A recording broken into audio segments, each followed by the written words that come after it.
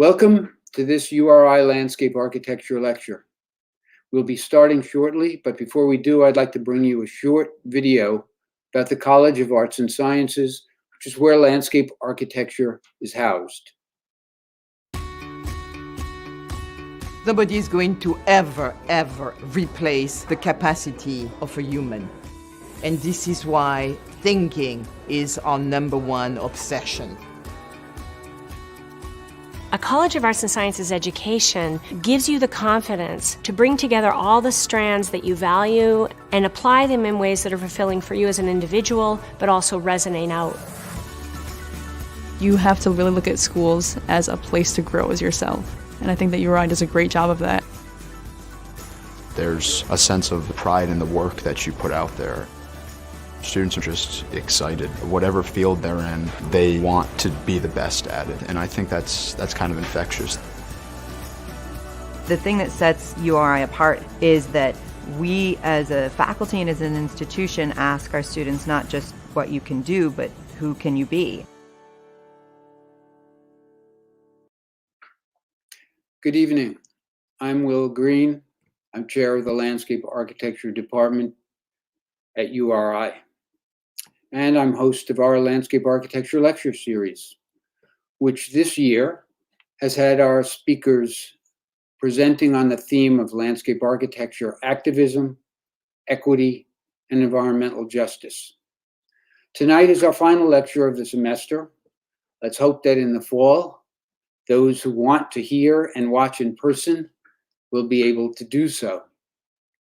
Before we begin, I'd like to acknowledge the people who have helped produce the lecture series this evening and also for the entire semester and year.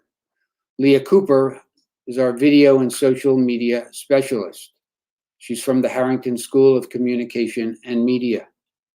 Lisa Smolensky helps with registration and is responsible for our communications. Lindsay Corsi and Miranda Hume are seniors in landscape architecture. They've helped all year with technology and with the question and answer sessions of each of the lectures. Lindsay is also responsible for our poster and all of the cards for the individual lectures. Our series comes about in large part due to the generosity of our sponsors. College of Arts and Sciences, the university libraries, the Department of Art and Art History, the Rhode Island chapter of the American Society of Landscape Architects, the G.P. Fiala Endowment, and we've had help from the LAR department at the University of Connecticut. As we go forward this evening, I just want to bring attention to the comment box on your screen. That is where you can write in the questions that you may have for our speakers this evening. So this evening, we have two speakers. It's a special series, a special night in the series, and I'm going to introduce each of the speakers first, and both Elizabeth Kennedy and Jennifer Ward Souder will be on screen together this evening, which is a first for us. So I'll first introduce Elizabeth and then Jennifer. So Elizabeth is the founder of the firm with her name, Elizabeth Kennedy Landscape Architecture. It's a Black-owned and women-run business, and it happens to be the longest surviving such firm in the country. She pursues projects that are often found at the intersection of social justice and design, as she seeks to engage a broad public and foster a critical understanding of place and identity. Her work is also often performed to help nonprofit organizations and government agencies to plan, construct, sustainably maintain cultural landscapes of all types. She's a registered landscape architect in New York with a Bachelor of Science in Design and Environmental Analysis from Cornell University, where she also conducted her graduate studies. The firm's work has received numerous commendations for excellence from the Public Design Commission of New York, the Landmarks Conservancy, Preservation League of New York State, and the Mayor's Office of Sustainability. Particular awards of note include AIA Long Island an award for the Brooklyn Navy Yard Building 3 rooftop farm, the National Organization of Minority Architects for both Marcus Garvey Houses Community Center Playground and the African Burial Ground National Monument in Manhattan. Elizabeth has been active in education, serving as juror, critic, presenter, and lecturer at a number of universities and colleges: Rutgers, Yale, Pratt, New Jersey Institute of Technology, and also at the Cooper Unitt National Design Museum. She's a member of the ASLA and a sought-after presenter, and we're happy to have her. Jennifer Ward Souder is a LEED certified professional with a Master's of Landscape Architecture and a Bachelor's of Science from the University of Michigan. She has more than 20 years of experience in urban planning, policy, green building design, construction, operations, and landscape architecture, with a focus on cultural heritage, sustainability, and equity. For the last 10 years, she has provided green building services through Greener by Design, where she has been a green building sustainable site consultant. During much of that period, she worked for the Rutgers Center for Green Building. She's also served as Director of Capital Projects and the Assistant Director of the Queens Botanical Garden.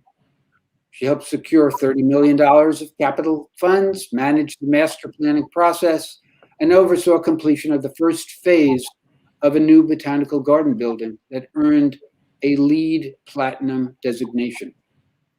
She has served on the Pace University Green Roof Advisory Panel and on jury for the New York City Building Design Competition.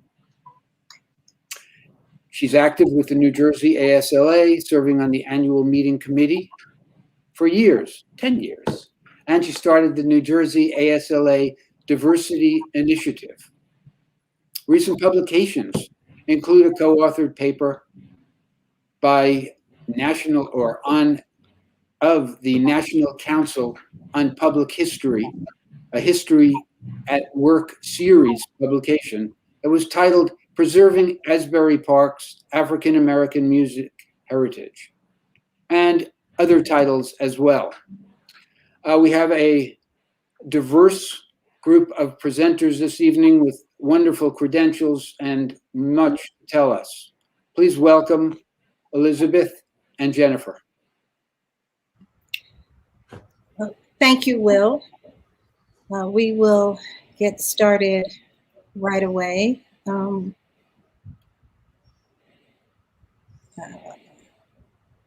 If I could see. Okay. Actually, I want to first start by saying Jennifer and I have had a 25-year ongoing conversation around issues of landscape architecture, diversity, equity, and inclusion.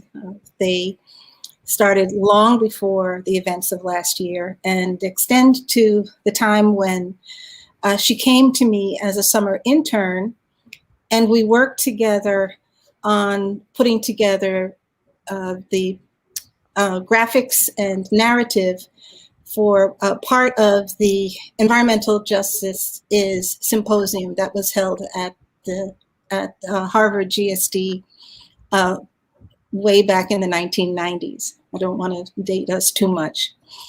And since then, we've remained, among other things, very strong friends, and have collaborated on several efforts. Nothing particularly built, but some study work. And when Will reached out to me to ask me to participate in this year's lecture series, and we were talking about the events of last year, Jennifer was my immediate thought and natural natural person to reach out to have this discussion. Between the two of us, we share certain perspectives, but have different professional experiences, and we thought that this would be a very rich time to have to enter into an informed discussion with you.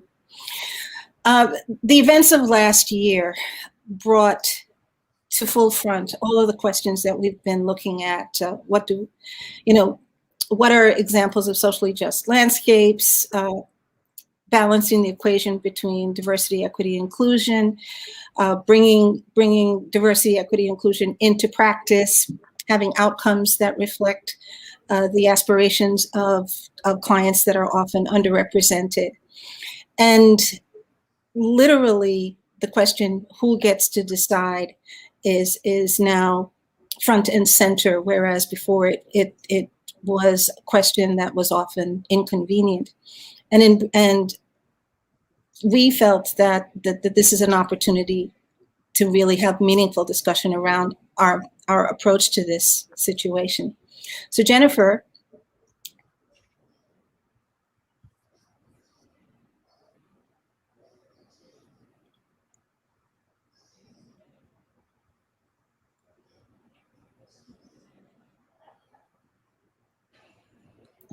This is where, hi Jen, can you? Hi, the slides are not up. They're not up? Interesting. Well, let me see. It's blank. So it came up, it flashed up for a moment and then it went blank. I'm going to stop my screen and I'll share again. Share screen, application window. Can you see now? Let's see. Yes. Okay. So I was asking who gets to decide. Can you see now? Yes. Technical excitement. So thank you, Elizabeth. And thank you also for dealing with the slides. And thank you to Professor Green for including us. As Elizabeth mentioned, this is a conversation topic that Elizabeth and I have been having for some 25 years. So what does it mean to stand at the intersection of design and social justice? And it means many things. So sometimes talking about these issues can be awkward, it can be uncomfortable, but these conversations are almost always illuminating and absolutely necessary. So whenever we talk about these things, I think it's always good to have an understanding of who you're speaking with. And Professor Green gave us a very nice presentation, introduction. And I just wanted to say a little bit more about where I'm coming from. So I'm a white woman originally from ex-urban New Jersey, and I have not had the lived experience that of many of the people for whom I work and for whom I've learned. I was fortunate early in my education to learn from several mentors, professors who helped me better understand through their scholarly work, their professional work, and their own lived experience, how to look for stories that aren't being told or maybe just aren't being heard. So I want to paraphrase. I just want to start with paraphrasing two of them. And there's many who have informed my thinking over time. But I did research for Dr. Dorcetta Taylor, who's an expert, many of you probably know, regarding issues around diversity and the impacts of racism in the environmental fields. And Dr. Taylor's words, we need to look at how equity, justice, and injustice play in the nexus of understanding the natural environment, the built environment, and future environments. Even if policies do not intend inequity, we have to look differently at how outcomes are shaped. And it has to be an integral part of the education that students are getting. I also had the opportunity to work for Ian Grandison, who's a professor now at the University of Virginia, but he was my thesis advisor at the University of Michigan. And my thesis was looking at historically free African-American communities in Michigan. And I was a research assistant for him and his work about landscapes from the margin. And in Ian's words, landscape architecture historians have generally failed to address the experience of underrepresented people in shaping outdoor spaces. Efforts to address this amnesia in landscape history illuminate not only the past of those at the margins of society, but also the past of a society as a whole. So this sort of list here that you see up on the slide are just things that are at this intersection, and there's so many, but looking, again, looking for the stories that you don't necessarily hear, acknowledging the complexity of place, and thinking about not only who owns a site or who the client is, but who takes claim to that site, whose was it, and the awareness of the impacts that physical displacement, cultural erasure, and acts of violence can have on a place and stay with a place. So we'll be touching on these as we go along. And Elizabeth, if you could, next slide. And so who is part of the decision-making? Often when we talk about social justice, issues around equity, the process comes up a lot of community engagement. What are the barriers? All important conversations to have about who's part of the decision-making process. But it's also important to consider who was part of the decision-making process. So when we look at a place and understand that the policies, we all have an understanding that some policies have had systemic impacts in terms of racism over the years, and it's sort of this legacy. But it's also in the design, when we're talking about redlining and sort of urban planning policy, but there's also an expression in the design detail that also can hold meaning and positive and negative meaning, and sort of be cues to who's welcome and why into a space. Next, please. So I wanted to just speak, hopefully for just a few minutes, about the Queen's Botanical Garden, which Professor Green mentioned in my intro. And the Queen's Botanical Garden is a place that I had the opportunity to be for about 12 years. Thank you. It's located in Flushing, Queens. And I went there essentially to help move forward the master plan process. And at the time, it wasn't quite clear what that meant. So I'm going to take you very quickly through this project and tie it back to this intersection here, so that we're speaking about today. So the Queen's Botanical Garden is located in Flushing, which is one of the most culturally and ethnically diverse communities in the world. And it's really felt and viewed by many as their backyard. Very heavily used, very heavily loved space. You can go to the next slide, thank you. And when we started taking a look at what a master plan might be on this site, we literally started with a list of things that we hoped to see or achieve or work through. And I put this up here because the idea of sort of intentional writing, intentional thinking about goals really became an important tool for us throughout the project. And so you'll see here, and this was quite some time ago, that some of the terms up there tied to sustainability, environmental justice, cultural traditions, helped us form sort of the driving goals of the project. So very early on, we set the goals of creating a place that both promotes environmental stewardship and cultivates cultural expression. Thank you, Elizabeth. And early on, we also had set the goal to try to achieve LEED Platinum certification, which we were fortunate to be able to do. And as we were moving through, we had to think about these things, about all these things that we just listed on the slide before. Who is the community we're serving, and what is the long-term goal for this place? Next slide. And the site itself has an interesting history, a history of environmental degradation.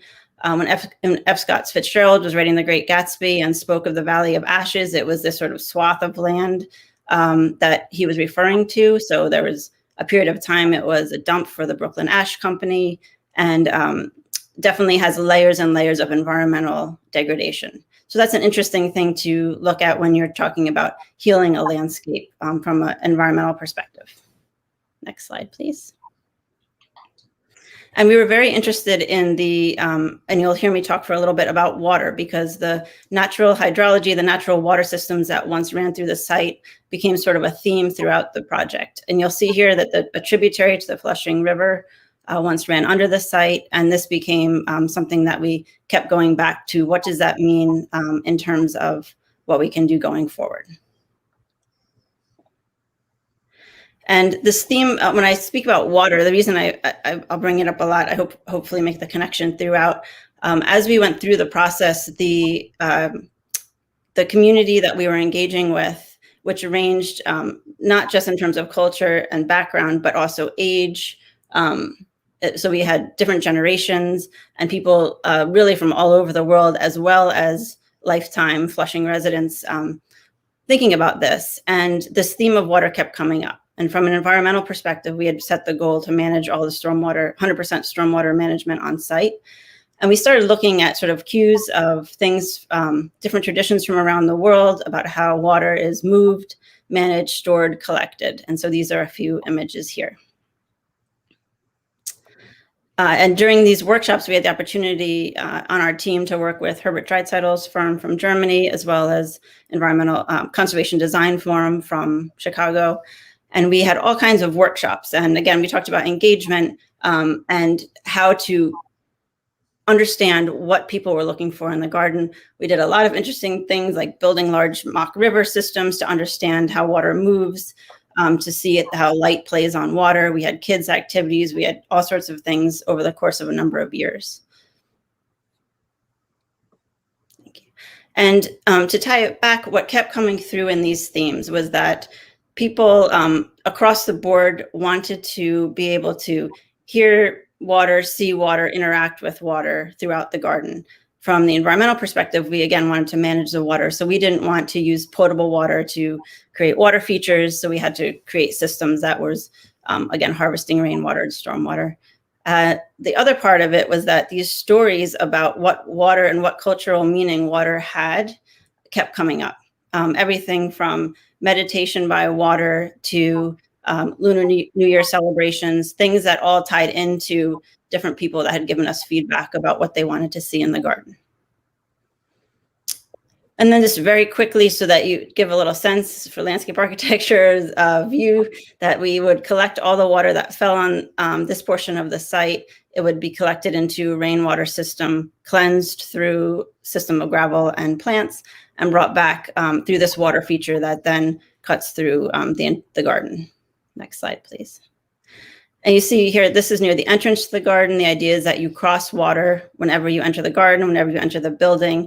And we were always trying to think of how is this water, how are these spaces, these plazas, these terraces going to be able to set a framework or a setting for all these sort of different celebrations and small, large activities that the community wanted to have here on site.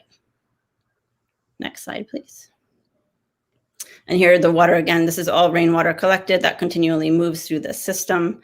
And this is next to it is the building, the new visitor administration building. Next slide, please.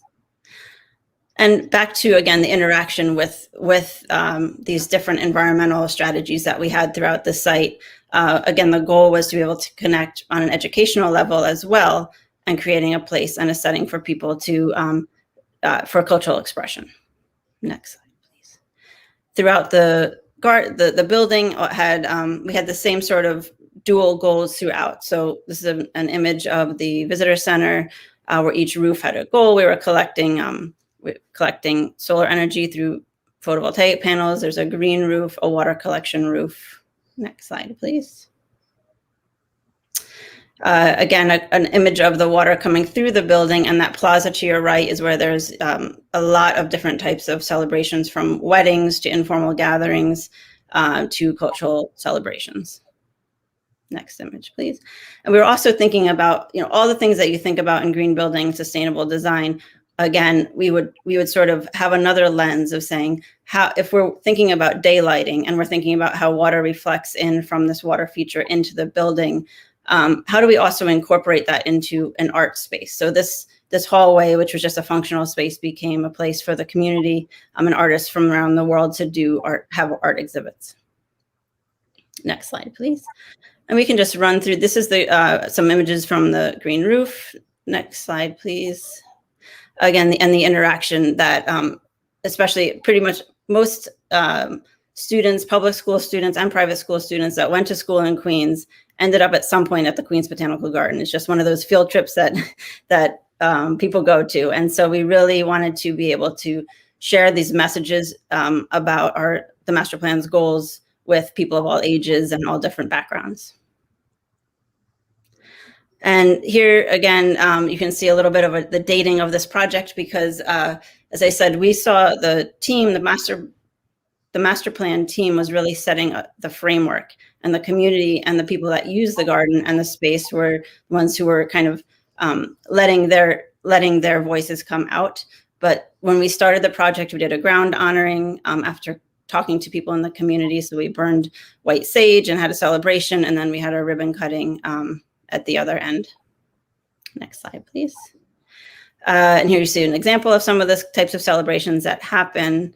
And that's right in front, the front lawn in front of the building. Next slide, please. And I just put this up because you can probably tell from some of the images that project ended in about 2010. I mean, the ribbon cutting was about 2010. And as we all know, as landscape architects, landscapes take time to evolve. You don't always know how it's going to play out. And these are obviously shots from social media recently that sort of have demonstrated that both the fact that we have great blue herons coming through to the cleansing biotope, and we have Lunar New Year celebrations in that same space, made us all feel like that we got somewhere in terms of making that connection between the two. That's just our team, and the list would go on for slides. So we'll just do a short version. A lot of people worked on that project for a long time. Thank you. Okay. In the course of Jennifer working on the Queens Botanical Garden, my office worked on the Weeksville Heritage Center in Brooklyn. And this project in particular has, again, attracted a great deal of attention over the years since its completion in 2014, but definitely in terms of discussions pertaining to social justice last year, where the awareness of the presence of Africans from the dates of enslavement in the 17th century until now very much became a focus of discussion. Weeksville, a lot of people don't know that New York State was a slave state, a very active and very aggressive and prosperous slave state. And slavery was ended in the state in 1827. And with that preceded a period of apprenticeship where the enslaved had to continue to work until it was felt that their enslavers could adapt to a wage labor market. And with the end of slavery in the state, there was a switch in land use from dairy farming to vegetable farming. And Kings County, where Brooklyn is today, was actually at one point the largest producer of vegetable produce in the country. And so the Dutch in particular began to sell off large swaths of land that they no longer needed in terms of their farmsteads. And there was a town building boom in Brooklyn and on Long Island, and Weeksville was one of these communities. It is named after a man named James Weeks, and the remaining parts of that settlement community are actually still located in Brooklyn today, and it's one of the few historic building sites in New York City where the original structures remain in place. The houses that remain as part of the Weeksville Heritage Center, really the focus of their historic collection, were found on the Hunterfly Road, which extended from Jamaica Bay all the way to past Atlantic Avenue, if you're familiar with Brooklyn at all. And the site in and of itself is shown in this red box. you can see that even as late as the early 20th century, the agricultural presence of Brooklyn and the involvements of Black people in shaping the landscape was very much evident. So when we were retained as landscape architects to work on this, we were lucky to have a project that had a site with a very distinct and specific, what I would say, place history. You can see the historic houses towards the upper left of this screen, and the path of the Hunterfly Road as it went from south to north. And with that, the development of the education center that's towards the lower right on the site. And we were extensively involved in the process of how the contemporary building site and the history could be interpreted together. And so you see that the area that we had depicted in this slide as this gold swath actually conformed to the farm grid that existed when enslavement was practiced, and was slowly erased with the expansion of the city of Brooklyn contemporary grid that you see today. And so we were able to capture that geographic sort of shift by essentially making sure that feature, that historic feature, which is actually the timeline of land use and land ownership, was reflected in how the grading, topography, and planting were developed for Weeksville.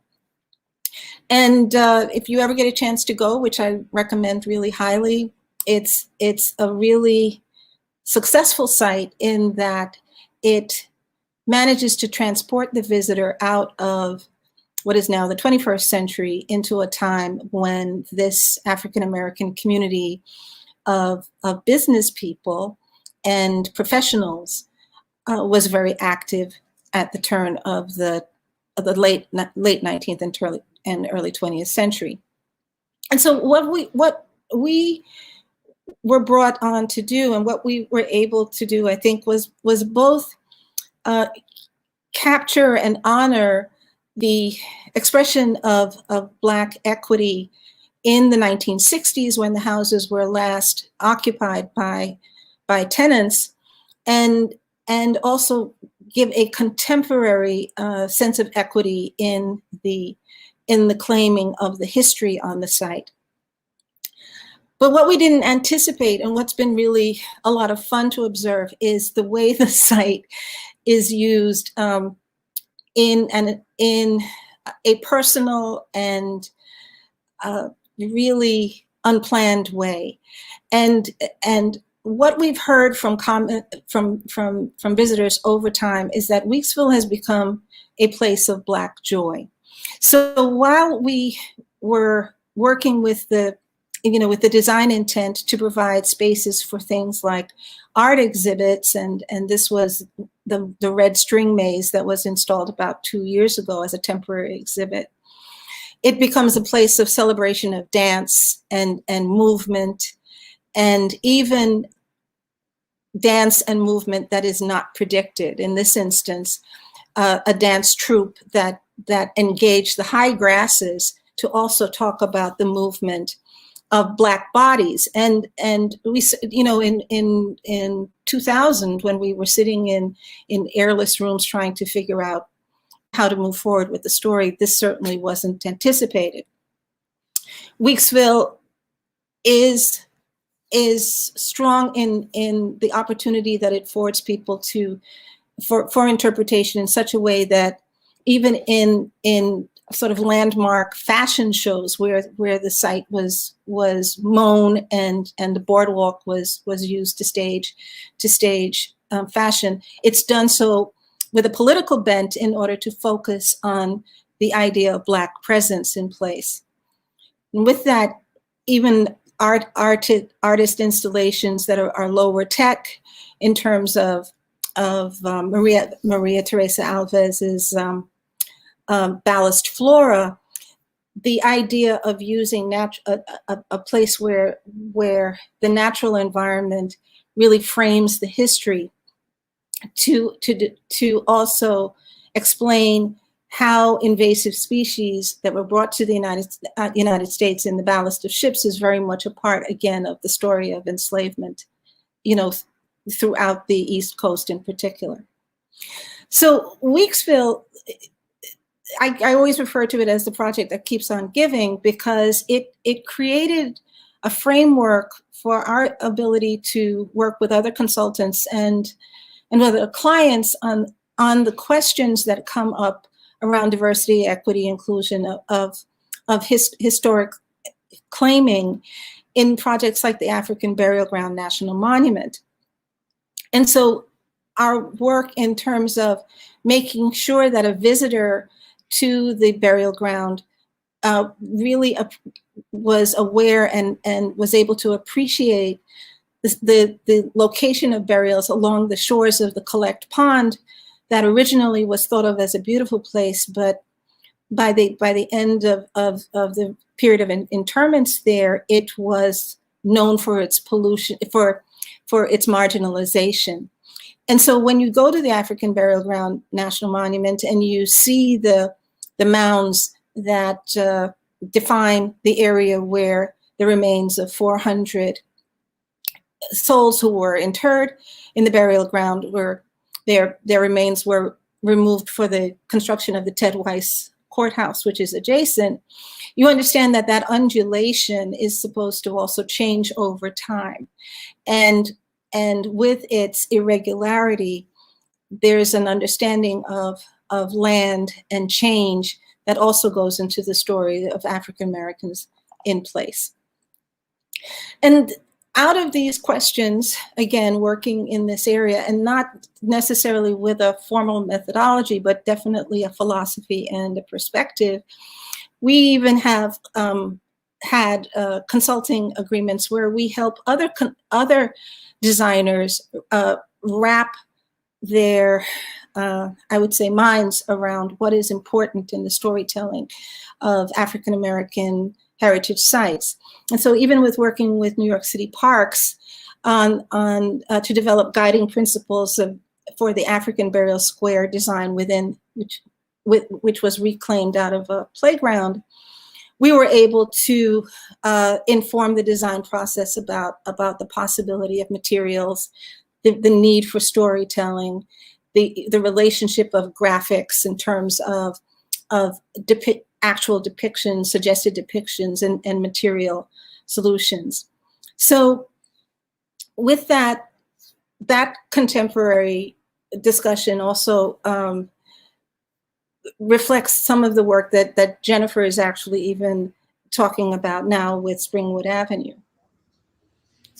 Yes, and thank you, Elizabeth. I always learn more and more about everything. Every time I hear you talk about those projects, I hear more information that I didn't know before.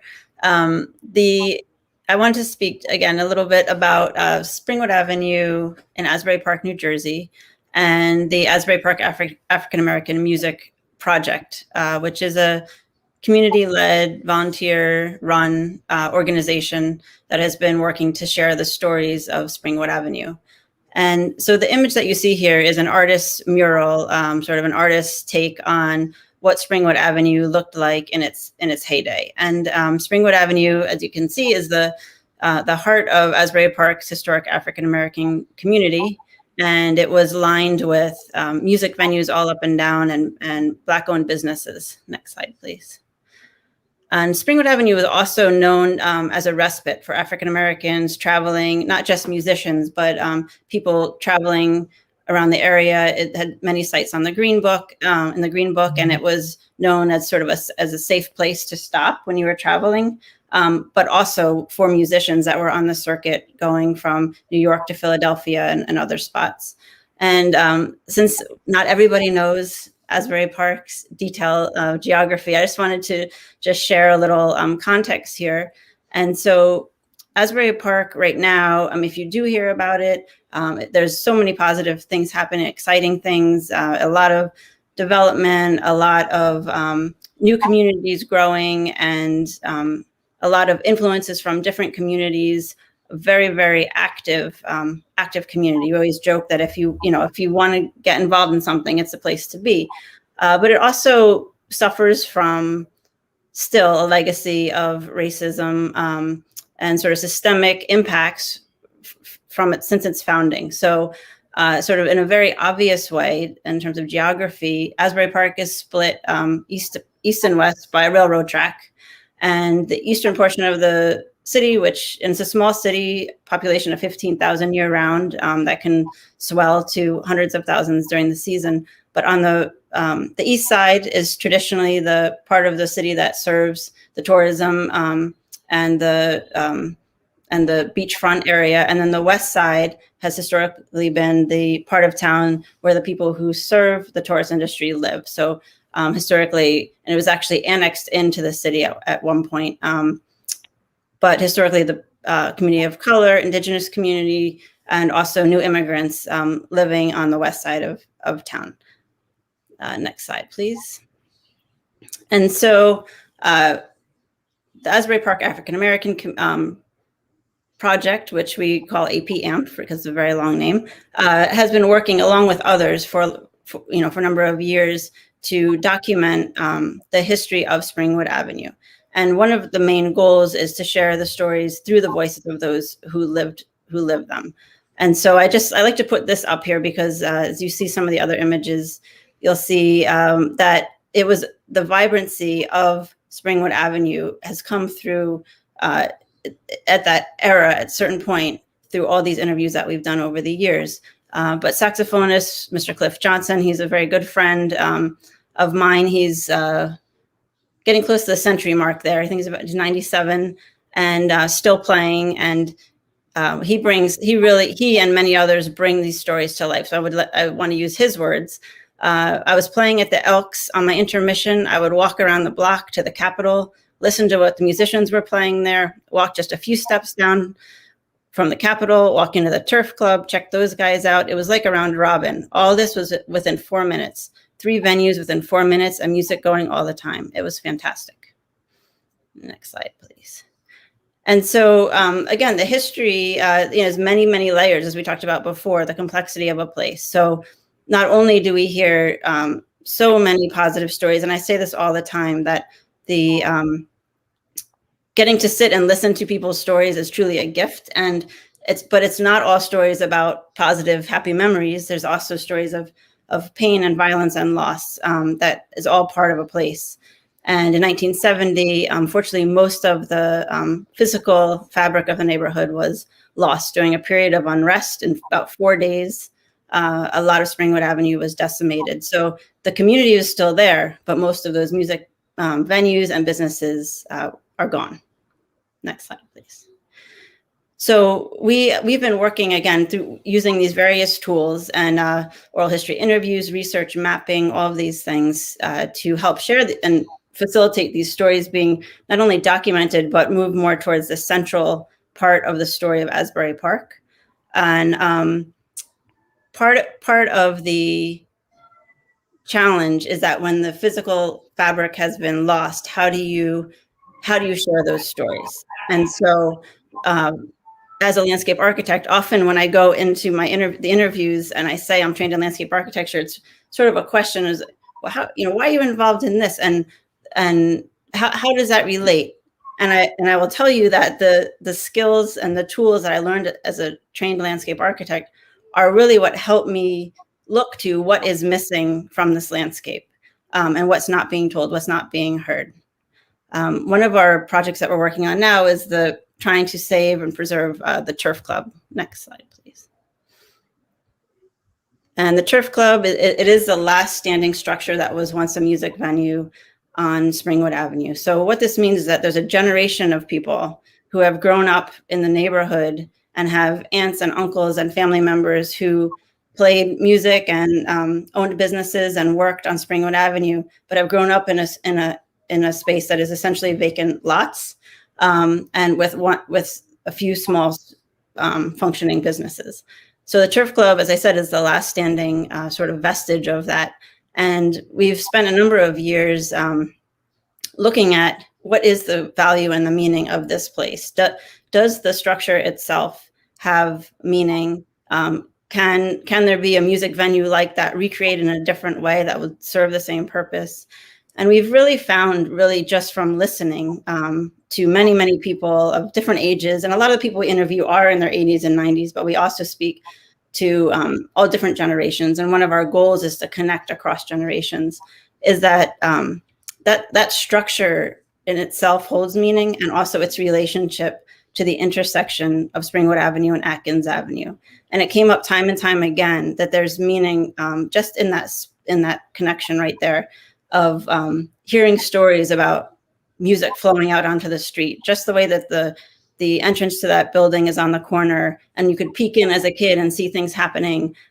We can go through and just connect all these dots that building itself, it may not have the, be viewed as an architecturally significant building in certain ways, but it has the cultural meaning. And so we've been working through this, and we're in the middle, we're actually not in the middle, we're really towards the beginning of this. It's a long process, but it has been very, very much a community-based give and take about some of those things we talked about earlier. Who tells the story? What is the story to tell? If you go to the next slide, Elizabeth. And so how is cultural history reflected in the landscape, and what is the long-term goal, and who are we serving? So we constantly go back to the two things: share the stories by those who lived it. And normally, when we do these presentations, it's our team, which includes several members who grew up on Springwood Avenue, and also how do we serve the community going forward? So these are ongoing questions. Next slide, please. And I do hope that you'll have a chance to take a look at the website and find out a little bit more. And I'm happy to talk about Springwood Avenue anytime. So please reach out. So we want to just, make a brief comment about the fact that there are many, many extremely extraordinary people who've been working in these spaces for forever. And so it's been, we've been lucky to have that opportunity, Elizabeth and I, to work with a lot of these individuals, but also to learn from the work that people are doing and have been doing for a very long time. Next slide.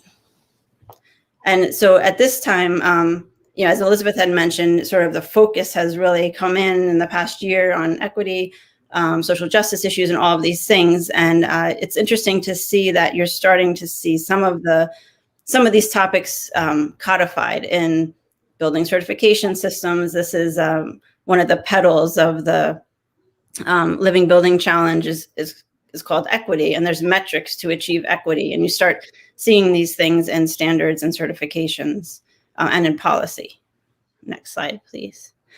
And Elizabeth I'd mentioned earlier about the New Jersey ASLA Diversity Initiative. And this is something that, informally for about 10 years, there's been people working sort of behind the scenes on the diversity initiative. And then it was formalized in 2018.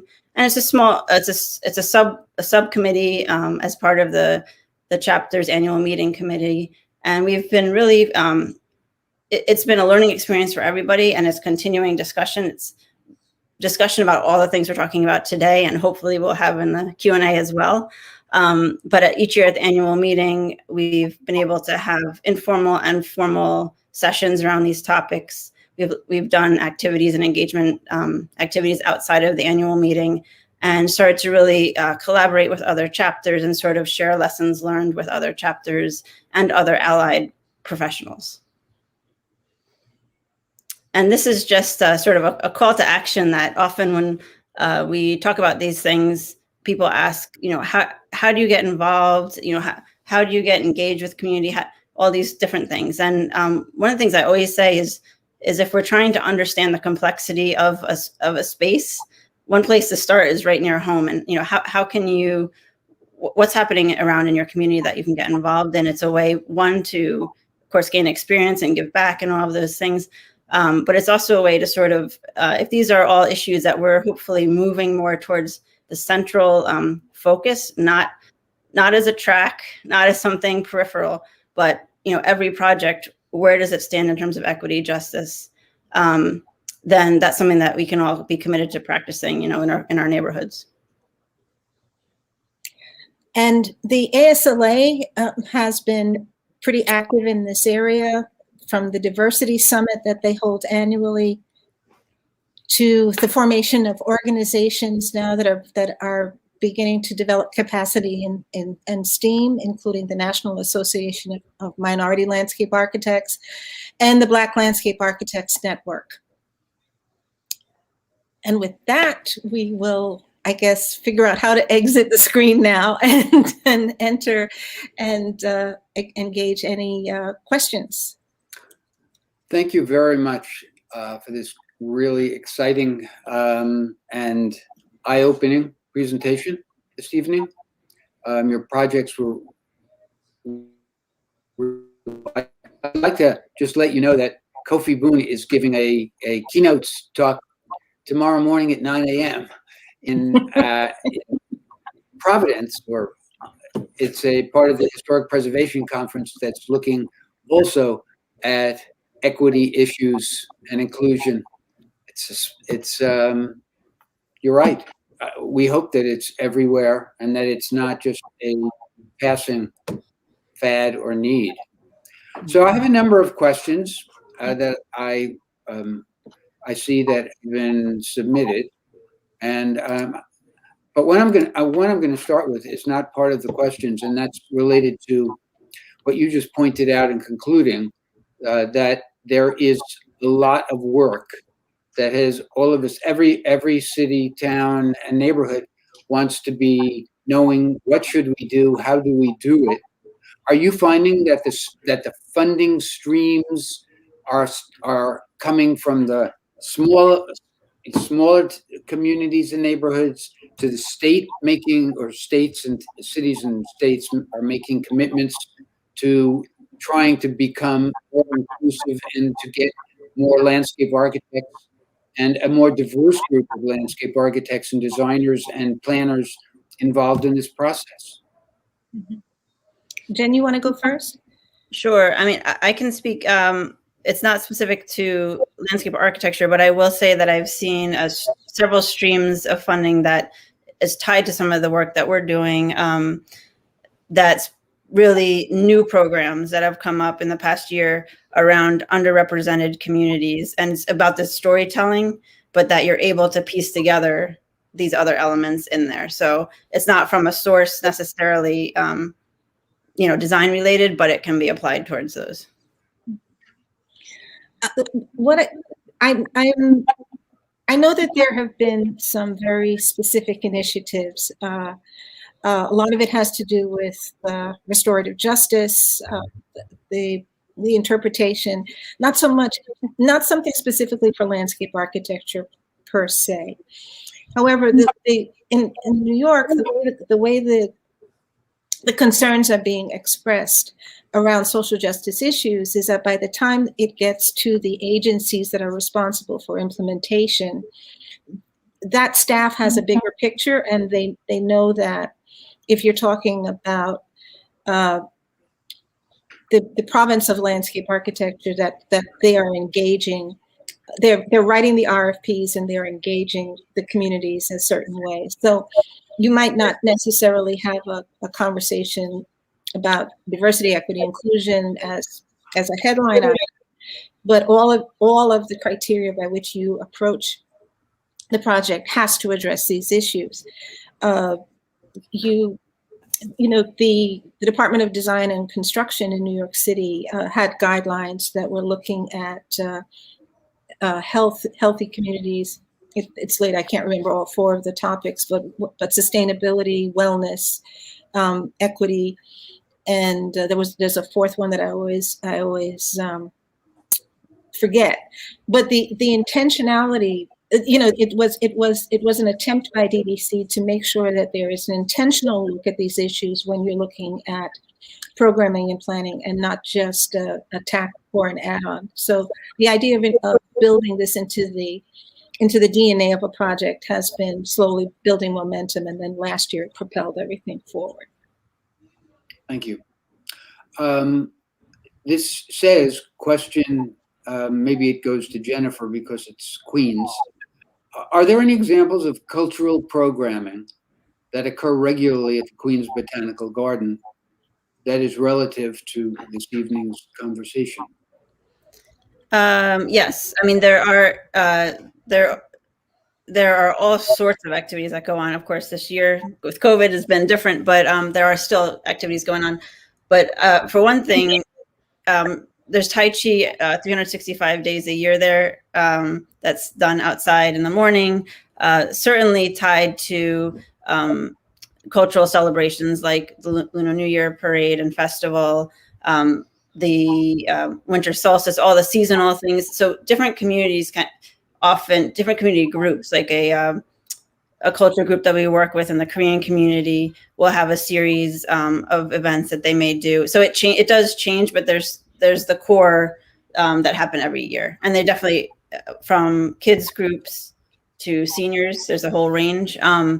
There's also the art, as I mentioned, the artist aspect. So there's an intentional idea of having artists from different cultures and also from around the world come and bring their ideas about what is cultural expression in a garden and do different art projects. So there's a lot of ongoing programming, cultural programming. Okay, this is for both of you. When designing and building projects for communities, do you have community volunteers to help with construction of designs? And I would add to that, are there programs that also consider job training, economic development for people who are living in the area and would benefit by having trades associated with what you're doing?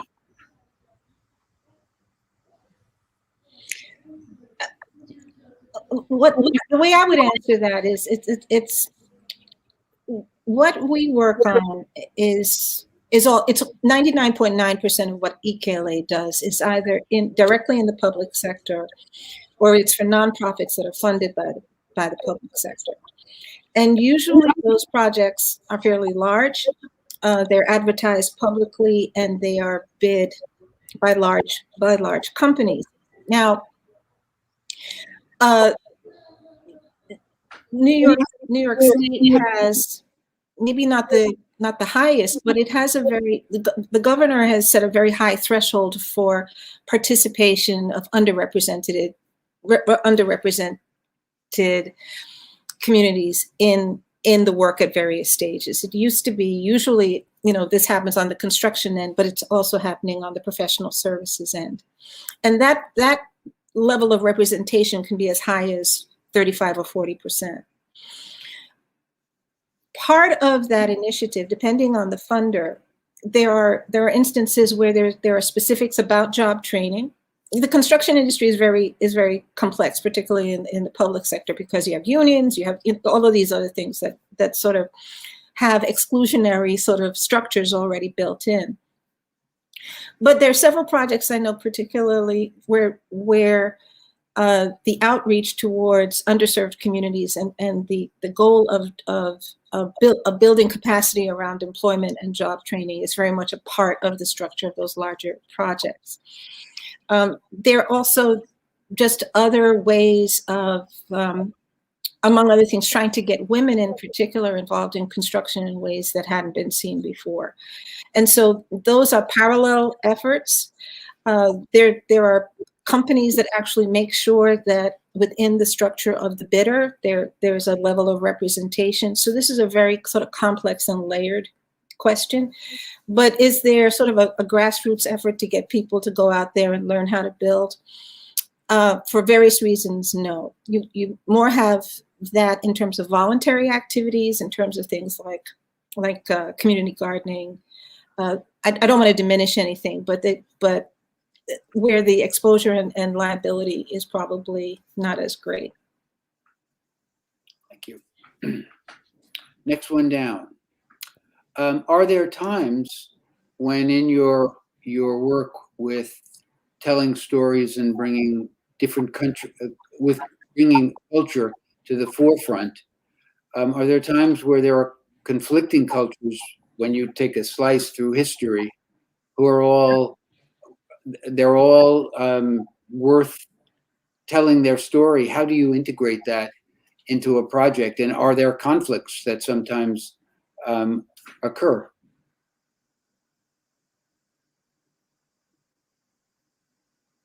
Jen, you're on mute. Sorry about that. I said, sorry, I said, I'll take that one.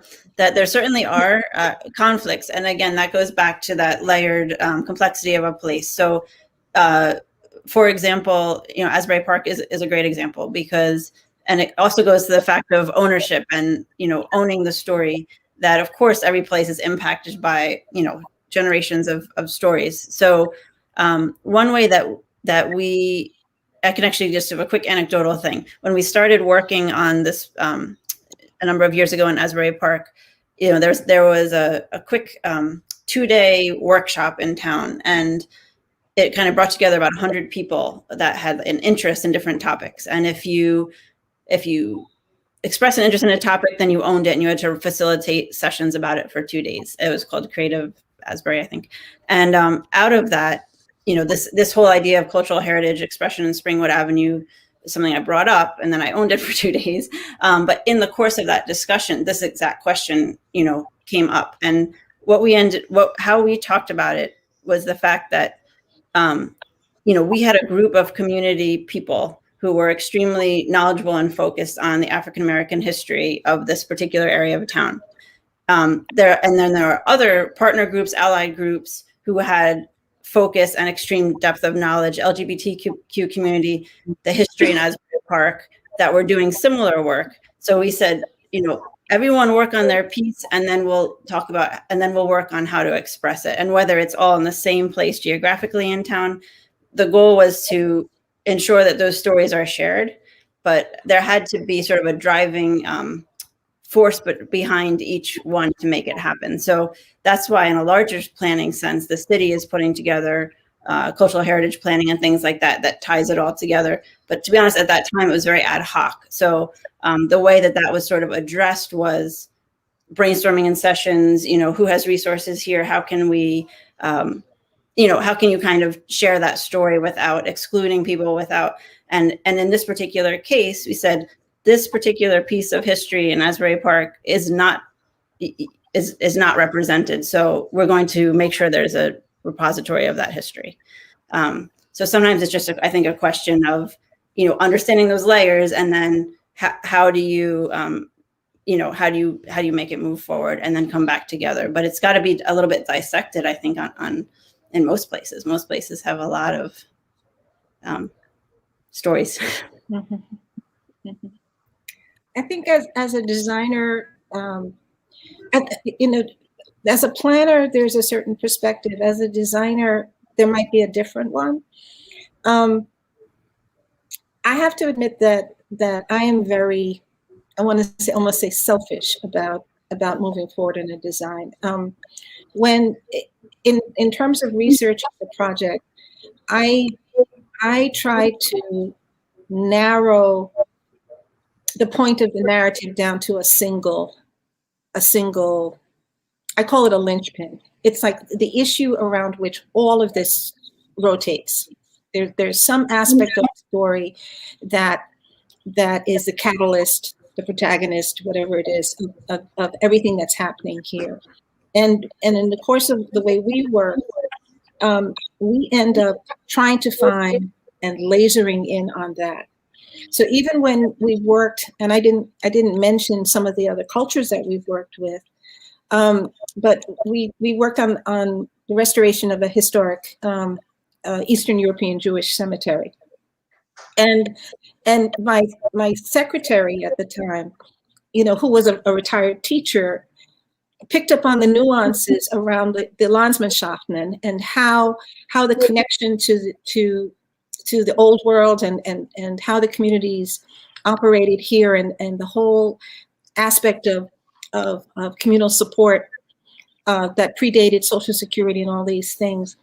She sort of narrowed in on how easily it was to be ostracized from the Eastern European Jewish community if you had to do certain things to survive. And we lasered in on that and suggested to the client that this is the basis of their application to the National Register, and that was successful because that was a very unique aspect of this story. They sort of had bigger ambitions. We're a charitable organization, so forth. And I said, well, there are tons of charitable organizations. But the idea that there was a type of fraternal support that happened before Social Security and how the larger sort of, I want to say, institutional support of the state stepped in and changed how people engaged and how communities held together, that you can actually capture, not in terms of symbolism and form, but actually make sure that that can be experienced in a project. And as designers, that's what we look at.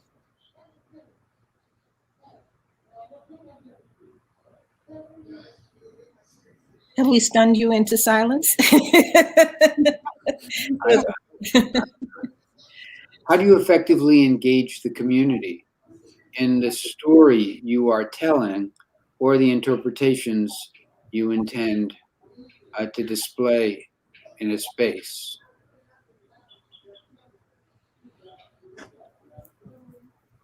Well, I can, I'm sorry, Elizabeth, you would Go ahead. I was just going to say, it certainly depends on the project.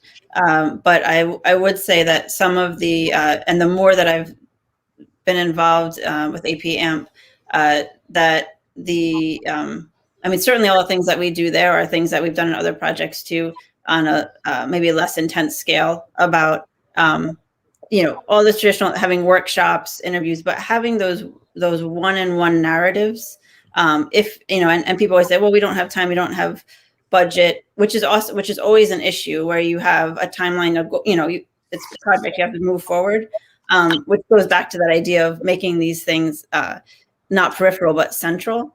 So if there, in some cases, there's already a community organization that's doing some of that, tap into that. So that partnership, and that's actually part of why we formed, so that there's a resource in Asbury Park that a consultant doesn't have to come in and interview 100 people. We can say, here's this body of knowledge already. So certainly that, and then at the garden, we did, as I said, some of those hands-on activities, which may sound a little bit, out there, were so engaging. People remember those 10 years ago plus. People still talk about building this clay river system, to talk about what water sounds like and looks like. And some of those hands-on things, I think, are really stay with people. Yeah. We're there to listen. So our goal in engagement is always to make sure that people feel that they're in a safe place to share both stories and opinions. And so a lot of what we have to do in advance is just what Jen said. We have to actually do a lot of background research. We don't come to community engagement cold. We read broadly in terms of literature, from popular literature to scientific data, studies, and fiction, for instance. If there's an artist, we look at the range of arts expressions. We look at how food is handled within a community, because we're there again to get at the why, not so much the what, but the why. And so to really understand that we're looking to make sure that we understand how people see themselves. That's really, really critical. We don't rest until we have an understanding of how people see themselves. Related to that question, though, you already mentioned that there are limits on the amount of dollars that the amount of time that you have, and the need to reach out, and not all people come to the meetings at the times that you want them to be there. There's a heck of a lot of networking that takes place in crazy hours and at different places. Are you finding that at least some of the administrations out there are becoming more sensitive to the need to get that information before they start deciding what needs to take place?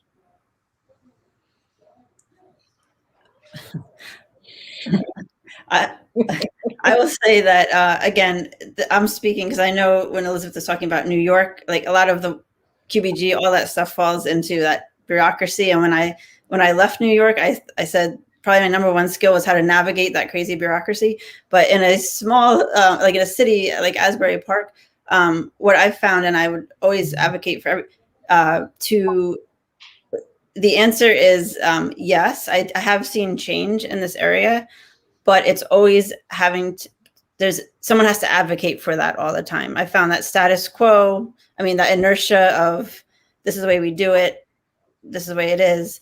There really has to be, a champion saying, here's a resource of to do it differently. And it's just, people have to jump in and make that change.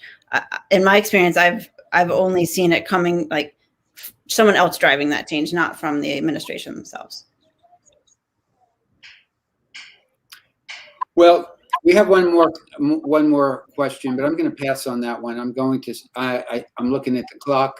I think that I want to thank you both for coming this evening and offering us this range of projects that overlap and are showing us things are changing. And I hope that we can get you back here some other time. I just want to thank you.